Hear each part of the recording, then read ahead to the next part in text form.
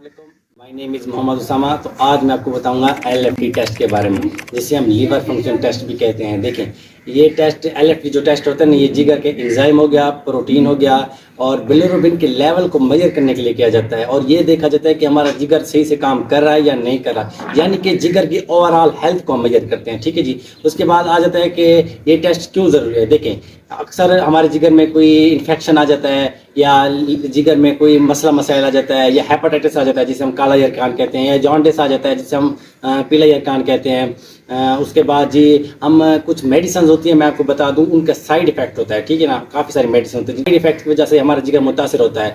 तो उन मेडिसिन को लेने से पहले और उन मेडिसिन को लेने के बाद या उन मेडिसिन को लेने के दौरान हम एलएफटी का टेस्ट करते हैं, ये देखने के लिए कि जो हम मेडिसिन ले रहे हैं जिगर को मुतासर तो नहीं कर रहे हैं, जिगर सही से काम कर रहा है कि नहीं कर रहा। उसके बाद ये देखें, ये डॉक्टर अब टेस्ट क्यों करवाता है। देखें, सबसे पहले डॉक्टर हमारी आंखें को देखता है, हमारे जल्द की रंगत को देखता है। आंखें पीली हो जाती हैं, जल्द की रंगत भी येलो हो जाती है। उसके बाद पेट में अक्सर दर्द रहता है, तो भी डॉक्टर सोचता है कि अब इसको एलएफटी का टेस्ट ही करवाना चाहिए। अक्सर पेट में दर्द भी रहता है। ठीक है जी, तो इसलिए डॉक्टर रिकमेंड करता है कि एलएफटी का टेस्ट करवाना चाहिए। अब काफ़ी जिगर में चर्बी आ जाती है जिसे हम फैटी लिवर कहते हैं। उसके बाद जिगर में वर्म आ जाती है या फिर गाल्स ब्लैडर में गाल स्टोन हो जाती है, यानी कि पित्ते में पथरी आ जाती है, फिर भी हम एलएफटी का टेस्ट करते हैं। ठीक है जी। और एलएफटी टेस्ट जो हम करते हैं उसके अलामात क्या है, हमें कैसे पता चलेगा कि हम एलएफटी का टेस्ट करवाएं या ना करवाएं। देखिए, सबसे पहले मैंने आपको पहले बताया कि हमारे पेट में दर्द रहता है, अपर राइट वाली साइड। ठीक है जी, पेट में दर्द होता है, वेट हमारा कम हो जाता है। वेट कम होने के बाद ये थकावट महसूस होती है, उल्टी आती है,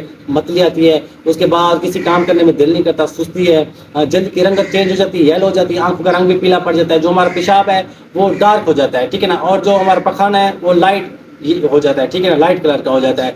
उसके बाद ये हमारे पेट में कभी कभार गैस हो जाती है, जिसकी वजह से हमारा जो सारा इम्यून सिस्टम है वो डिसफंक्शन हो जाता है। ठीक है जी। उसके बाद मैं आपको बताऊंगा कि एलएफटी के टेस्ट के कुछ पैरामीटर्स होते हैं, जिसमें एसजीपीटी आ गया, यानी कि एएसजी, एएलटी, और उसके बाद जी एएलपी हो गया, टोटल बिलिरुबिन हो गया, डायरेक्ट बिलिरुबिन, इनडायरेक्ट बिलिरुबिन। ये जिगर के पैरामीटर्स हैं जो मैं आपको रिपोर्ट अभी मैं आपको शेयर कर रहा हूँ। आप इन रिपोर्ट को पढ़े, देखिए, मैं आपको एक एक पैरामीटर करके आपको तफसील से बताऊंगा, इन पैरामीटर्स के बारे में बताऊंगा कि कैसे करना है, क्या करना है।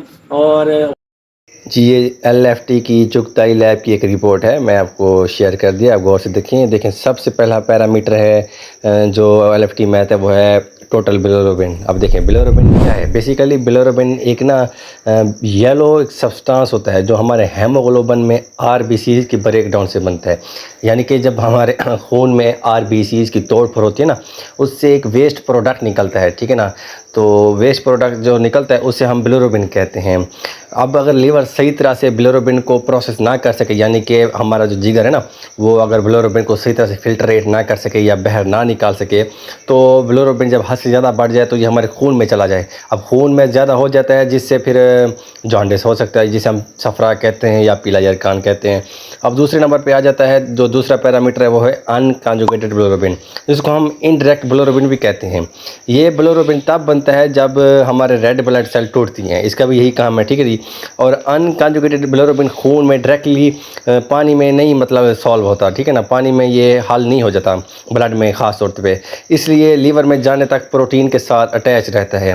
लीवर इसे प्रोसेस करता है, यानी कि फिल्ट्रेट करता है कि इसे मैं बाहर निकाल सकूं, और पानी में घुलने के काबिल बनाता है। ठीक है जी। और कोशिश करता है कि मतलब हमारे जो ब्लड होते हैं उसमें ये मिक्स हो जाए। अगर लीवर अपना काम सही तरह से नहीं करता और आरबीसी ज़्यादा टूट रही हो, यानी कि लीवर अगर सही तरह से फिल्ट्रेट ना कर सके बिलिरुबिन को और हमारे खून की तोड़ फोड़ हो रही हो, तो अनकॉन्जुगेटेड बिलिरुबिन का लेवल खून में बढ़ जाता है, जिसकी वजह से जॉन्डिस हो सकता है, यानी कि सफरा हो सकता है। उसके बाद आ जाता है जी कॉन्जुगेटेड बिलिरुबिन, इसको हम डायरेक्ट बिलिरुबिन भी कहते हैं। इसका प्रोसेस भी सेम है। अनकॉन्जुगेटेड बिलिरुबिन का लेवल लीवर में जाता है, तो ये एक केमिकल प्रोसेस के ज़रिए कॉन्जुगेटेड बन जाता है। इस प्रोसेस से ये बिलिरुबिन पानी में घुलने के काबिल हो जाता है, यानी कि ब्लड में। ठीक है, और फिर बाइल के ज़रिए इंटेस्टाइन होती है हमारी, उसमें चला जाता है, जहाँ से ये बॉडी से निकल जाता है, बाहर निकल जाता है। ठीक है जी। अगर लीवर या बाइल डक्ट्स में ब्लॉकेज हो, यानी कि रुकावट आ जाए, तो कॉन्जुगेटेड बिलिरुबिन का लेवल खून में बढ़ जाता है, इससे भी जॉन्डिस हो सकता है। लेकिन ये आमतौर पर लीवर या गॉल ब्लैडर की मसलों को की निशानी होती है, यानी कि हमारा जिगर हो गया या पित्ता हो गया, अगर बिलिरुबिन बाहर ना निकले तो इस पर भी काफ़ी बुरा असर डाल सकता है। इसलिए हम कॉन्जुगेटेड बिलिरुबिन का टेस्ट करते हैं, ये पता लगाया जाता है कि लीवर और हमारे जो पित्ता है वो ठीक से काम कर रहा है या नहीं कर रहा। एलएफटी टेस्ट में सबसे जो मेन टेस्ट है, सबसे मेन टेस्ट वो हम एसजीपीटी टेस्ट कहते हैं, जिसे हम एएलटी टेस्ट भी कहते हैं, जिसका फुल फॉर्म अगर बता दूं आपको तो वो है अलानिन एमाइनोट्रांसफेराज, ठीक है, इस नाम से इसे जाना जाता है। ये एक एंजाइम होता है, ठीक है जी, जो ज़्यादातर लीवर में पाया जाता है। जब लीवर डैमेज होता है, यानी कि जब लीवर में कोई मसला आ जाता है, लीवर में कोई डैमेज कोई और मसला आ जाए इससे, तो जो इसमें काफ़ी डिजीज़ आ जाती हैं। अगर लीवर डैमेज होता है ना, तो एसजीपीटी का लेवल खून में बहुत ज़्यादा बढ़ जाता है। इस वजह से एसजीपीटी का टेस्ट इस्तेमाल करके, यानी कि एसजीपीटी का टेस्ट हम करके ये देखते हैं कि लीवर कितना डैमेज हुआ, लीवर सही से काम कर रहा है या नहीं कर रहा। अब देखें, हाई एसजीपीटी लेवल ये शो करता है कि लीवर में कोई मसला भी हो सकता है, जैसा कि हेपाटाइटिस, जिसे हम काला यरकान कहते हैं, लीवर सिरोसिस यानी कि लीवर का डैमेज हो जाना, फैटी लीवर जिसे हम लीवर की चर्बी कहते हैं, अल्कोहल या ड्रग्स का असर, यानी कि काफ़ी लोग अल्कोहल यूज़ करते हैं या कुछ ऐसी ड्रग्स होती हैं जो मतलब यूज़ करके जिगर पर बहुत बुरा असर डालती हैं। नॉर्मल एसजीपीटी लेवल ये दिखाता है कि लीवर सही से काम कर रहा है या नहीं। उसके बाद ये आ जाता है एसजीओटी, जिसे हम ईएसटी टेस्ट भी कहते हैं। ये भी एक एंजाइम है जो हमारे लीवर हो गया और हार्ट हो गया, यानी कि दिल में और मसल और हमारे गुर्दों में पाया जाता है, ठीक है नहीं। एसजीओटी यानी कि एएसटी ये भी एंजाइम होता है, ठीक है ना। ये हर चीज़ में पाया जाता है, मैंने आपको बता दिया, हार्ट, मसल, किडनी में। जब इन ऑर्गन्स में ये डैमेज होता है ना, तो एसजीओटी यानी कि एएसटी का लेवल खून में बढ़ जाता है। एसजीओटी का टेस्ट किया जाता है ताकि लीवर हो गया, हार्ट हो गया, मसल में किसी प्रॉब्लम का पता चल सके। अगर ज़्यादा एसजीओटी लेवल्स इंडिकेट करता है कि इस चीज़ का कि लीवर डैमेज हो सकता है, हार्ट अटैक भी हो सकता है, और चांस भी हो सकता है हार्ट अटैक अगर एसजीओटी बहुत ज़्यादा हो तो। ये मसल में कोई इंजरी भी हो सकती है, यानी कि मसल में कोई मसाइल भी आ जाता है, या काफ़ी सारी हड्डियों में भी इन्फेक्शन हो जाता है, हड्डियाँ सूज जाती हैं, टूट जाती हैं, कोई और भी मसाइल आती हैं। तो नॉर्मल एसजीओटी लेवल ये शो करता है कि हमारे जो ऑर्गन्स हैं बॉडी में वो सही से काम कर रहे हैं या नहीं। लेकिन अगर एसजीओटी ज़्यादा हो तो ये डिफरेंट बीमारियों का अलामात बना सकता है, जैसा कि मैंने वो पहले बता दिया, काला यरकान हो गया, हार्ट डिजीज़, दिल की बीमारियां हो सकती हैं, मसल इंजरी, और वार्म वगैरह जो होती है वो भी आ जाता है। उसके बाद आ जाए टोटल प्रोटीन का टेस्ट। ये खून में जितने प्रोटीन हमारे मौजूद है ना, उनका लेवल चेक करता है, यानी कि हमारे ब्लड में काफ़ी सारे प्रोटीन होती हैं, लेकिन ये जो टोटल प्रोटीन होते हैं ना, ये हमारे ब्लड में जो प्रोटीन होती हैं उनका लेवल का मेजर करता है, यानी कि देखता है कितनी है, क्या है। ये देखें, ये दो किस्म के प्रोटीन हमारे होती हैं ब्लड में। एक तो सबसे जो मेन है वो अल्बुमिन, दूसरा है ग्लोबुलिन। अब अल्बुमिन क्या है? ये प्रोटीन लीवर में बनता है और बॉडी की टिश्यूज़ को रिपेयर करने, न्यूट्रिएंट्स को ट्रांसपोर्ट करने और फ्लूइड बैलेंस को मेंटेन करने में मदद करता है, ठीक है जी। उसके बाद आ जाता है ग्लोबुलिन। ये हमारे इम्यून सिस्टम के लिए बहुत इंपॉर्टेंट है और इन्फेक्शन से लड़ने के लिए मदद करता है, ठीक है जी। टोटल प्रोटीन का टेस्ट इसलिए किया जाता है ताकि ये देखा जा सके कि बॉडी में प्रोटीन्स का बैलेंस सही है या नहीं। अगर टोटल प्रोटीन लेवल ज़्यादा हो या कम हो तो ये कुछ हमारी मतलब हेल्थ में बहुत प्रॉब्लम हो सकती हैं। जैसा कि लो टोटल प्रोटीन ये शो करता है कि हमारे लिवर डैमेज है, किडनी में कोई डिजीज़ है, या फिर हाई टोटल प्रोटीन की बात करें तो ये शो करता है कि कोई इन्फेक्शन हो सकता है, या लिवर में कोई डिजीज़ भी हो सकती है, फैटी लिवर भी हो सकता है। ये टेस्ट ऐसे समझे, अगर हम एलएफटी टेस्ट करवाते हैं ना, ये टेस्ट बॉडी के overall health, specially liver, kidney के फंक्शन को मेजर करता है और ये दिखाता है कि ये जो हमारे ऑर्गन्स हैं ये काम सही तरह से कर रहे हैं या नहीं, स्पेशली लिवर और जो गॉल ब्लैडर हो गया यानी कि पित्ता। जो बात ये है वो ये है कि अब हम अपने जिगर को साफ कैसे रखें, यानी कि हम अपने जिगर को सेहतमंद कैसे रखें। देखें, हमारा जो जिगर है ना उसका सारा दारोमदार होता है ग़िज़ा पर। हमारी अगर ग़िज़ा ठीक होगी तो हमारा जिगर सही से काम करेगा, जिगर प्रॉपर वर्क करेगा। देखिए, सबसे पहले आप ये जान लें कि ऑयली फूड बिल्कुल भी नहीं खाना, कतन छोड़ दें, ठीक है। ऑयली फूड्स के बाद कोशिश करें मिर्चों वाली चीज़ों से परहेज करें। उसके बाद उसके बाद आ जाता है कि जितना हो सके आप वॉक करें, एक्सरसाइज करें, योगा करें, ठीक है जी। और जितना हो सके आप सब्जियां खाएं और फ्रूट्स जितना हो सके खाएं, एप्पल्स हो गया या बनाना हो गया, ठीक है जी। उसके बाद हो सके तो हेपेटाइटिस बी या सी की वैक्सीन लगवा लें, क्योंकि ये जो वायरस होता है ना, ये हमारे जिगर को पूरी तरह से असर, इसका बहुत बुरा असर डालता है हमारे जिगर पर। ये अगर हम वैक्सीन करवा लें तो हम काली कान से 90% चांस है जो हम बच सकते हैं।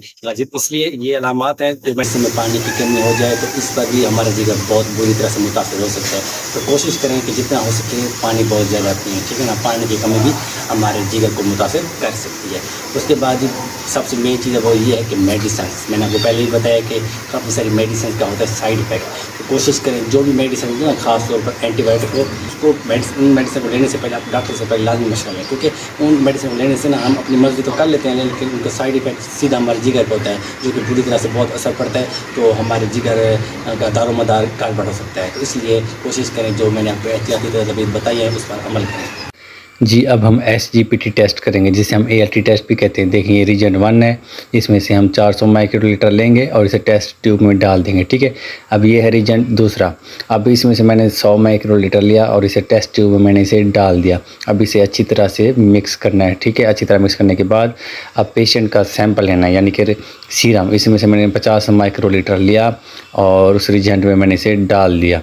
अब इसे मज़ीद मैं अच्छी तरह मिक्स करूँगा, ठीक है। मिक्स करने के बाद अब मैं मशीन में आ जाऊँगा, SGPT ढूंढूंगा। याद रखिएगा SGPT 40 होना चाहिए या 40 से कम होना चाहिए, ज़्यादा नहीं होना चाहिए। SGP मैंने यहाँ से ढूंढ लिया, ठीक है जी। इसमें अब मैंने सैंपल को इंसर्ट करना है, ठीक है। मैंने सैंपल को इंसर्ट कर दिया, यानी कि रीजेंट को जो मैंने बनाया था। तो अब मशीन देखते हैं क्या रिज़ल्ट दिखाती है। देखें 18 SGPT है, जो कि नॉर्मल है। अब ये है टेस्ट SGOT, ठीक है ना, जिसे हम AST टेस्ट भी कहते हैं। अब ये रीजन 1 है और उसके बाद जी ये रीजन 2 है, ठीक है। अब ये दो रीजन आपके सामने हैं, हम इन दोनों रीजन से टेस्ट करेंगे। अब पिपेट में मैंने 400 माइक्रोलीटर सेट कर लिया, 400 मैंने माइक्रोलीटर उठाया, रीजन 1, ठीक है। 400 माइक्रोलीटर उठाया और इसे मैंने टेस्ट ट्यूब में मैंने डाल दिया, ठीक है जी। इसका भी सेम प्रोसेस है SGPT की तरह। तो उसके बाद अब 100 माइक्रोलीटर मैंने दूसरा रीजन लिया, ठीक है। 100 माइक्रोलीटर दूसरा रीजन लिया और उसे मैंने टेस्ट ट्यूब में डाल दिया। देखें गौर से देखिए, अब मैंने इसे डाल दिया। उसके बाद अब इसे अगेन मैंने मिक्स करना है अच्छी तरह से, बहुत अच्छी तरह से मिक्स करना है ताकि एक दूसरे के साथ अटैच हो जाए, मिक्स हो जाए। अब मैंने 50 माइक्रोलीटर पेशेंट का सीरम लेना है, ठीक है। 50 माइक्रोलीटर ही अब मैंने इसे मतलब मिक्स कर दिया, ठीक है। उसके बाद मिक्स करने के बाद अब इसमें SGOT ढूंढेंगे और इंसर्ट कर देंगे। देखें अब ये SGOT 41 हो करी, जो कि नॉर्मल है जी। हम करेंगे अल्कलाइन फास्फेट का टेस्ट, ठीक है। अब देखें ये दो रीजन है, रीजन 1 और ये है रीजन 2। इन दो रीजन से हम टेस्ट परफॉर्म करेंगे। ये टेस्ट बहुत इंपॉर्टेंट है LFT में। तो ये है टेस्ट ट्यूब, तो इसमें मैं सबसे पहले रीजन 1 लूँगा, ठीक है जी। देखें मैंने रीजन 1 लिया 400 माइक्रोलीटर। देखें ये 400 माइक्रोलीटर है, ठीक है। गौर से देखिए, तो यहाँ से मैंने 400 माइक्रोलीटर रीजन ले लिया, रीजन 1। अब इसे मैंने टेस्ट ट्यूब में मैंने इसे डाल दिया। अब उसके बाद 100 माइक्रोलीटर रीजन 2 लेना है, ठीक है ना। अब दूसरा रीजन यहाँ से मैंने 100 माइक्रोलीटर ले लिया। अब इसे मैंने टेस्ट ट्यूब में मैंने अगेन डाल दिया। अब इसे मैं अच्छी तरह मिक्स करूँगा। अब ये पेशेंट का सैंपल है, तो ये पेशेंट का सैंपल यहाँ से मैंने 50 माइक्रोलीटर पेशेंट का सैंपल लेना है, यानी कि सीरम लेना है। अब इसे मैं रीजन में डाल दूँगा और अच्छी तरह से मिक्स करूँगा। मिक्स अच्छी तरह करना है ताकि रिज़ल्ट में कोई गड़बड़ ना हो। तो मैं इसे सैंपल को इंसर्ट कर दूँगा। तो इंसर्ट होने के बाद अब मशीन पर रिज़ल्ट शो करेगी। आप गौर से देखिए 298 रिज़ल्ट है, जो कि ये भी नॉर्मल है जी। अब हम करेंगे टोटल प्रोटीन, जिसे हम अल्बाबिन टेस्ट भी कहते हैं, ठीक है जी। अब ये देखिए ये रीजन 1 है। अब इसे मैंने एक टेस्ट ट्यूब में मैंने डाल दिया और ये अब दूसरा रीजन होगा रीजन 2, ये नीले कलर का यानी कि ब्लू कलर में। देखें तो इसमें से भी मैंने 500 माइक्रोलीटर दूसरी टेस्ट ट्यूब में डाल दिया, ठीक है। अब इन दोनों टेस्ट ट्यूब में मैंने अलग 50 माइक्रोलीटर पेशेंट का सीरम डालना है। अब देखें सीरम डालने के बाद फ़ौरन ये रीजन अपना कलर चेंज करने लगा। देखें दोनों का कलर चेंज हो गया मैंने सीरम डालने के बाद। तो आपके सामने देखेंगे ग्रीन हो गया और ये जो है पर्पल हो गया, ठीक है जी। अब उसके बाद मैं आपको इसका रिजल्ट दिखाता हूँ। अब ये देखें दोनों का पहले देख लें कलर किस तरह चेंज हो गया। अब आपको इसका रिजल्ट दिखाता हूँ। 6.0 रिजल्ट है, जो कि ये भी नॉर्मल है। अब हम टेस्ट करेंगे बिलिरुबिन ट्रैक्ट का, ठीक है जी। ये देखिए ये दो रीजेंट है जिसे हम टेस्ट परफॉर्म करेंगे।